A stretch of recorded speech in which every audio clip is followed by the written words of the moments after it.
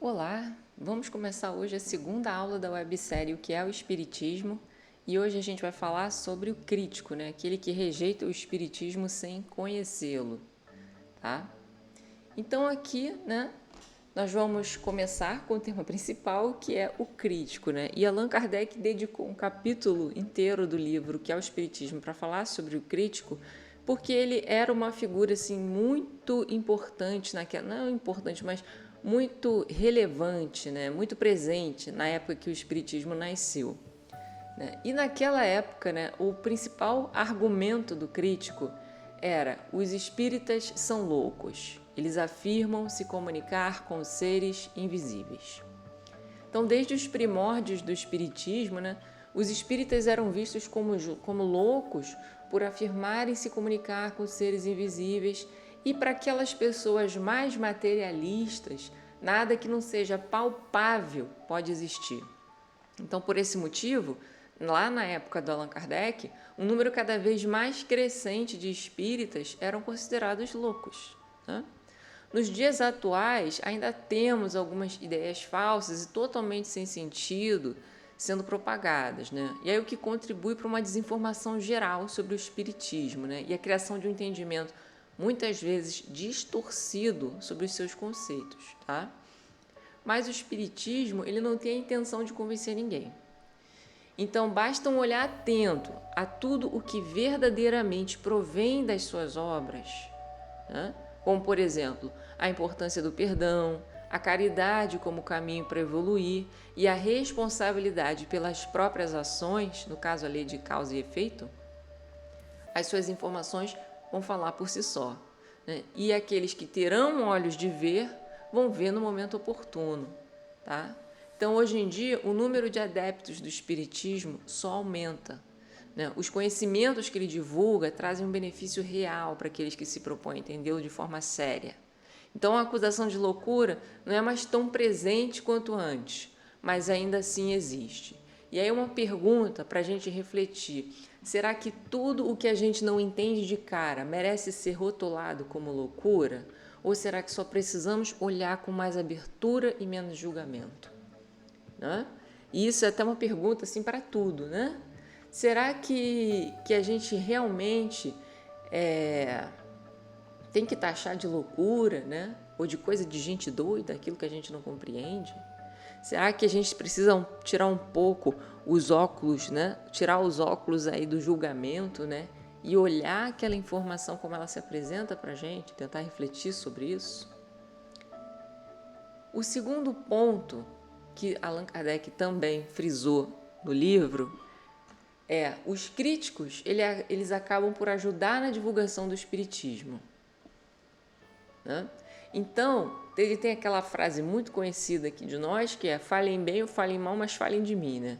Então, as críticas, elas acabam fazendo o papel de aumentarem a curiosidade das pessoas e fazem essas pessoas buscarem mais informações sobre o assunto que está sendo criticado.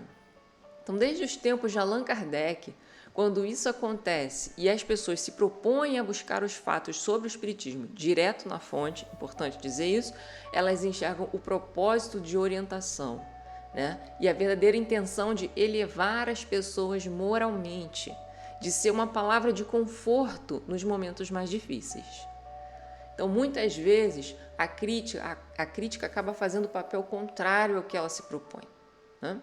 Então, a crítica geralmente ela quer denegrir, quer destruir, né? E muitas vezes, quando ela está denegrindo algo que não é o que ela está dizendo que é, ocorre o efeito contrário, né? Então, ela torna a verdade sobre os fatos, por ela criticados, ainda mais evidente. Por quê? Uma pessoa está falando isso, deixa eu procurar entender melhor. E nesse processo de procurar entender melhor, a verdade aparece, né? Então, aí a crítica fazendo o papel oposto, né? Então, os fatos, né, sobre ela criticados ficam ainda mais evidentes, e assim temos o espiritismo sendo divulgado de forma não intencional. E mais pessoas vão aderindo às suas ideias e colhendo os resultados positivos disso. Uma outra frase aqui que Allan Kardec falou no livro, que é o Espiritismo, que é bem importante, né? Se o espiritismo é uma falsidade, ele cairá por si mesmo. Se, porém, é uma verdade, não é de estribe que possa fazer dele uma mentira. Então, traduzir, trocando em miúdos, a mentira tem perna curta. Então, se o espiritismo fosse uma mentira, né, que os críticos começaram a pregar logo que ele apareceu, a gente não estava falando de espiritismo aqui agora, né? Em 2025, a gente não estaria falando. Então, é importante a gente observar, né, isso quando houve esse tipo de crítica. Mas vem cá, se isso fosse algo ruim, isso não estaria perdurando por tanto tempo, né? Não teríamos cada vez mais adeptos, mais centros espíritas abrindo, mais pessoas querendo entender, né? Então, ou seja, explicando novamente, se o espiritismo for falso, ele vai desaparecer com o tempo. Mas se for verdadeiro, não importa o quanto falem mal dele. Ninguém vai conseguir provar que é mentira. A verdade, ela se sustenta sozinha. Então, com o tempo, o que é verdadeiro permanece. E por isso a gente está aqui, né, falando sobre essa maravilhosa verdade que é o espiritismo. E aí uma pergunta para a gente refletir. Você já percebeu como, muitas vezes, as críticas injustas só reforçam o valor daquilo que está sendo criticado? E é importante frisar aqui, críticas injustas. As críticas injustas vão cair por terra, né? E isso aí não é nenhuma ação, não vai ser, é o fluxo natural das coisas, né? Um outro aspecto do crítico é a falta de conhecimentos sólidos sobre aquilo que critica, né? Então, esse é um ponto bem frágil no discurso do crítico, é a escassez de conhecimentos sólidos sobre aquilo que critica. Então, por exemplo, qual é a credibilidade que a gente vai dar para um mecânico se ele começar a criticar temas relacionados à química, né? Então, assim, o mecânico, ele sabe muito de mecânica. Qual é o conhecimento que ele tem para julgar coisas relacionadas à química? Um médico falar sobre a forma como o balé clássico é executado. Um médico que nunca nem fez balé na vida, só analisando superficialmente, fazendo críticas profundas, críticas injustas, vamos dizer assim, né? Então, a mesma coisa acontece com o espiritismo. Como que uma pessoa que não estudou os seus livros, não entende minimamente de espiritismo, quer tecer críticas a ele, né? Então, como, né? Qual peso a gente pode atribuir a essas pessoas, muitas vezes de outras religiões, que se baseiam nos seus próprios livros para censurar, sem ao menos fazer um estudo para entender o porquê das oposições das ideias, né? Então, não basta você afirmar que algo é bom ou ruim. A opinião precisa se fundamentar em alguma evidência concreta para que ela tenha algum valor, né? Então, eu não posso tirar as minhas afirmações do vento, né? Eu posso dizer, nos livros da minha religião, é assim que funciona. Nos livros da sua, o mínimo que eu posso falar, se eu não estudei, é eu não sei. Agora, criticar com base numa frase, às vezes a pessoa abre o livro dos espíritos, qual é a frase que eu vou escolher hoje? A frase, né? Criticar com base numa frase, numa afirmação isolada, isso é muito leviano, né? Então, hoje em dia, muita gente ainda diz coisas como o espiritismo é coisa do demônio, mas isso só mostra a falta de informação da pessoa que está falando isso, né? A própria literatura espírita explica que nas comunicações com os espíritos, assim como nas conversas com as pessoas, existem espíritos maus que tentam se passar por bons, tá? O espiritismo, ele não ignora isso. Ele avisa sobre esse perigo e também ensina como reconhecer se a comunicação de um espírito é boa ou não, né? Então, a crítica, ela precisa ser feita sem ideias pré-concebidas para que ela possa ter algum peso e importância na sua observação. Então, criticar por criticar apenas coloca a intenção na categoria de leviandade e pouco crédito é dado para as pessoas que fazem uma crítica dessa forma, né? Então, hoje eu acordei, o vento estava soprando para o norte, eu abri o livro dos espíritos, peguei uma frase e fui falar um monte de besteira, né? é leviano. A própria pessoa vai cair no descrédito, né? A pessoa quer ter essa fama? Acho que não, né?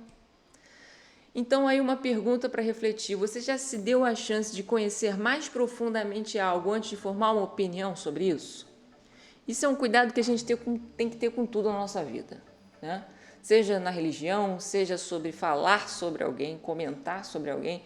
Vamos buscar entender profundamente as coisas. Eu preciso ser especialista. Não, você não precisa ser especialista, mas pelo menos ler, vai entender. Porque se você entender minimamente, você vai ver que aquela crítica injusta, né, não faz sentido algum e não vai perder nem seu tempo ouvindo, né? Esse aqui é o grande ponto. E agora a gente vai falar aqui que todas as críticas são bem-vindas, tá? Então, o espiritismo, ele não alimenta nenhum tipo de revolta contra os pensamentos que são contrários ao que é divulgado, tá? Então, o espiritismo, ele não vai ficar martelando na sua cabeça que você só tem que seguir o que ele está falando de forma alguma. O espiritismo prega liberdade de pensamento, tá? Então, todas as críticas são bem-vindas. O que é evidente para algumas pessoas pode não ser tão evidente para outras. Isso é normal. Então, cada um julga conforme o seu ponto de vista. O que é muito claro para mim, para você pode não ser, né? E ok, ninguém é mal ou bom por isso. É simplesmente um momento de vida, né? Nem todos vão enxergar as coisas da mesma forma. O único ponto importante é busque apenas se informar. Então, todos têm liberdade de aprovar ou censurar os princípios do espiritismo, de tirar as conclusões boas ou más. A única coisa que é de bom proveito é fazer que ao menos essas críticas sejam feitas com base no que de fato é divulgado pela doutrina espírita. Falar sobre aquilo que de fato é dito. Então, eu não posso, né? Que no espiritismo tem bruxaria. Meu Deus, espiritismo não tem nem ritual. Não vamos falar sobre essas coisas, não vamos botar o nome espiritismo nessa frase, né? Então, nada contra as religiões que têm ritual. Ok, mas o espiritismo não tem. Isso não é questão de preconceito, é um fato. O espiritismo não tem, né? O ritual aí no espiritismo tem outro significado, que não é bom nem ruim, entendeu? Mas, como eu falei, uma pessoa que não tem conhecimento, ela vai falar esse tipo de coisa, que não faz sentido algum para quem conhece a doutrina espírita estudada por Allan Kardec, divulgada por Allan Kardec, tá? E aí uma pergunta para refletir: será que tudo o que a gente não entende de cara, assim, de pronto, merece ser rotulado como loucura? Ou será que só precisamos olhar com mais abertura e menos julgamento? Olha, eu digo uma coisa: antigamente, né, taxar de louco aquela pessoa que fala algo que a gente não entende era algo mais comum. Hoje em dia, nem tanto. Hoje em dia, as pessoas deram uma evoluída nesse ponto. Então, elas entendem que nesse campo aí eu não domino muito, não. Já vi muitas pessoas se absterem de fazer um comentário por não entenderem, graças a Deus, né? Então, isso tá mudando, nós estamos evoluindo bastante com relação a isso, né? E precisamos sempre, isso é com qualquer conhecimento, seja ele religioso ou não, vamos olhar as coisas com um pouco mais de abertura, vamos se colocar naquele pensamento de quem construiu aquela ideia. Para quem teve aquele pensamento, isso fazia sentido, né? E aí você contrapõe os pontos de vista, né? E agora, mudando aqui um pouquinho a temática, a gente vê que na época do espiritismo, logo que ele surgiu, né, tinham as mesas girantes. E a gente se pergunta, mas por que a quantidade de fenômenos espíritas diminuiu? Diminuiu comparado com o que era lá na época de Allan Kardec, né? Que basicamente você tinha uma mesa girante lá no fenômeno acontecendo no bar, né? Todo mundo bebendo e o negócio acontecendo lá. E muitas pessoas achavam que era charlatanismo, né? Por que isso diminuiu? Porque antes, quando o espiritismo começou, era necessário que as pessoas tomassem conhecimento da existência dos espíritos, né? Então, na França, que era o país onde ideias novas tinham mais abertura para serem compreendidas, esses fenômenos começaram a aparecer e tornaram-se até muito frequentes. Mas na medida que se foi entendendo que eram os espíritos, quem eram os espíritos E qual era a proposta deles? O foco mudou de entender o fenômeno para entender o que esses espíritos tinham a dizer. E desde essa época, até então, inúmeros conhecimentos nos foram passados sobre os mais variados assuntos. Então, o Espiritismo hoje, ele passa por um momento onde os seus conhecimentos, principalmente os morais, precisam ser assimilados, e não mais pela fase de entendimento do que são os fenômenos. Por isso, eles diminuíram consideravelmente e ainda ocorrem com certa frequência, tá? Normalmente nos locais apropriados para esse tipo de comunicação, e quando ela ocorre é sempre com um propósito maior. Então, naquela época, os espíritos precisavam serem vistos. As pessoas precisavam naquela época tomar conhecimento da existência dos espíritos. A partir do momento que elas evidenciaram que existem seres inteligentes, que não estão sendo vistos e que têm algo para nos falar, aí eles começaram a falar. E aí eles explicaram como funciona o processo de comunicação e, principalmente, começaram a trazer as lições morais que eles tiraram das experiências que passaram e trazer para a gente não cometer os mesmos erros. Essa é a parte filosófica do Espiritismo. Então, a parte científica, que é o estudo da parte mediúnica, de como ocorre a comunicação, de como ocorrem alguns fenômenos de materialização e tudo mais. E hoje a gente tem a parte moral, que é a que a gente precisa desenvolver mais. A gente ainda está nessa parte aí que a gente tem muito conhecimento, muita informação, só que a gente ainda não traz para a nossa vida. E é essa batalha hoje, que a gente luta como espírita, aplicar os conhecimentos morais. Hoje os fenômenos espíritas existem? Existem. Só que hoje eles acontecem de forma muito mais controlada. Então você vai no centro espírita, tem um dia, uma hora e um momento para fazer isso. E é um local fechado, não tem exibição, não tem exibicionismo como tinha naquela época. Porque hoje todo mundo tem consciência de que eles existem. E em resumo, o espiritismo não é brincadeira e hoje em dia ele é levado muito mais a sério do que antes.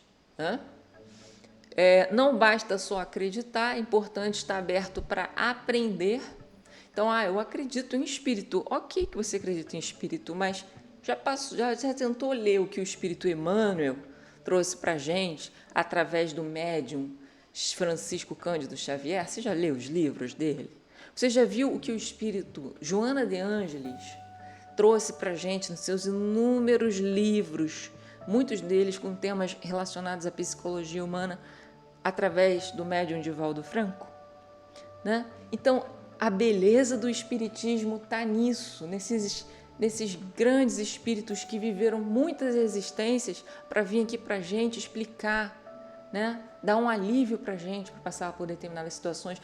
E isso sempre esteve lá, essa informação sempre existiu. Elas vieram para a gente está aí, sofrendo à toa. Basta querer mudar, basta ler, entender e se esforçar muito para aplicar o que você aprendeu.